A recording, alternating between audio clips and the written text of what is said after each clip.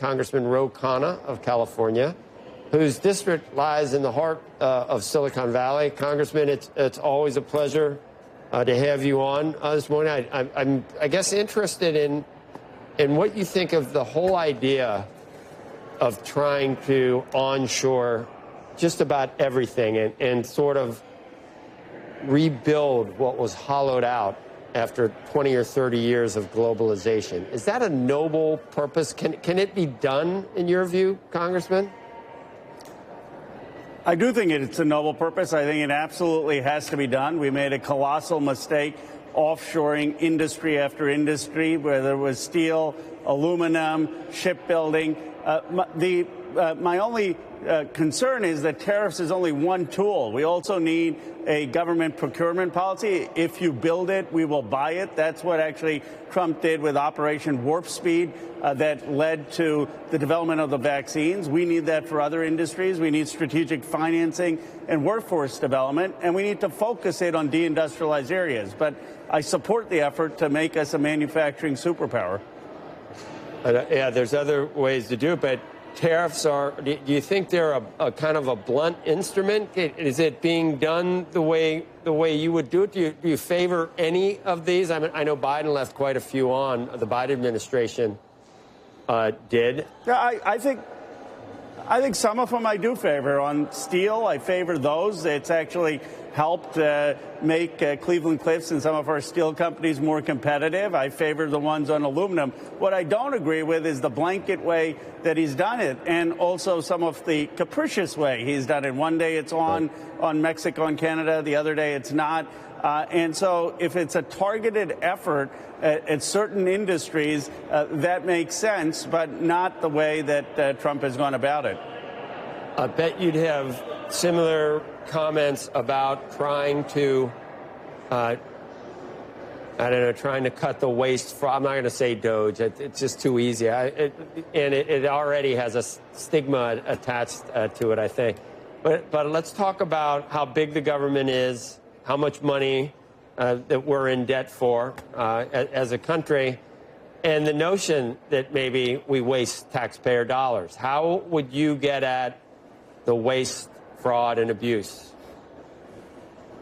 Well, look, Joe, you're a straight shooter. It's a $36 trillion debt. The Republican 10-year budget that they just passed would add $28.5 trillion to that $36 trillion debt. It is actually $4.6 trillion more than the Biden budgets were. So if we want to seriously look at where the budget is and cutting spending, why aren't we looking at the Pentagon budget that's nearly $1 trillion? Now, we need a strong national security, but a lot of defense contractors are monopolies. Why aren't we looking at what Big Pharma is charging Medicare? Why aren't we looking at Medicare Advantage that is upbilling, that is billing for patients sicker, claiming they're sicker than they are? There are a lot of big ticket items where we could have real savings. Yeah, those are, the same arguments that Democrats and Republicans have been having forever. But in fact, I just tweeted something out that said that fraud, waste, and abuse is probably the biggest bipartisan thing that we have. That it's not specific to what my policies are or what my politics are. If it's being levied by the federal government, it probably is inefficient because there's no reason for it not to be. Well, there's certain things that are not inefficient. Medicare, Social Security, what? Large parts of Medicare. Medicare's not inefficient. Come on. Are you out of your mind? Medicare? And I'm not saying it's Medicare's fault necessarily. Look around and look at the way Medicare is gamed out by the people that benefit from it, or Medicaid. Medicare Advantage might be one of the things that we're talking about, right, Ro?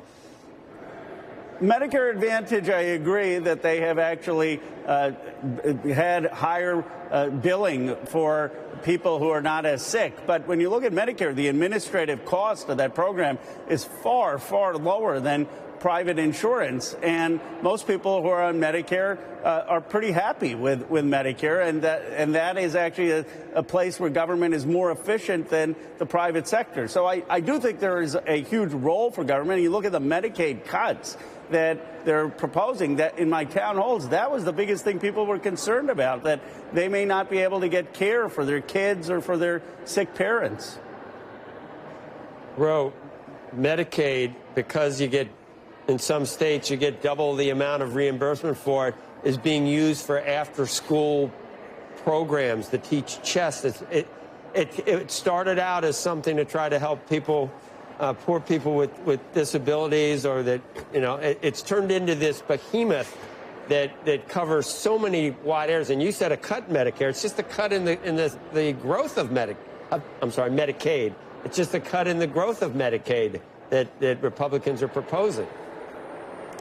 It's an $880 billion cut in Medicaid that, if you ask people in my state, would lead to possibly hospitals closing. I mean, there were people coming with it. One woman came with her 2-year-old kid.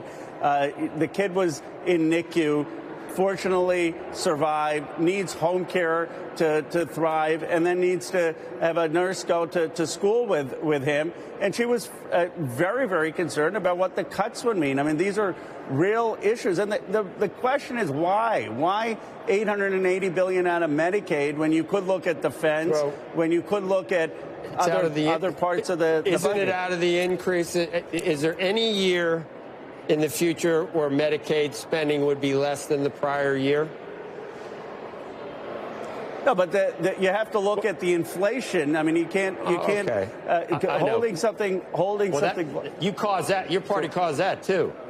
No, I'm kidding. I'm kidding. It's growing faster than inflation, Ro, and it goes up every year. They're just talking about cutting the size of the growth that is expected over the next, 10 years? No, but I agree that healthcare costs are way too high, and the way to go after that is to increase residencies so we have more doctors, increase nurses, negotiate with the big pharma companies to bring down drug prices, make sure that you're reforming the PBMs that are adding a huge amount of costs, go after the fees that hospitals are charging, facility fees, have transparent billing. A lot of times you go in, you get treatments, you don't even know what they're costing. Let's bring down the cost, but don't just cut Medicaid where you're kicking off folks or closing hospitals.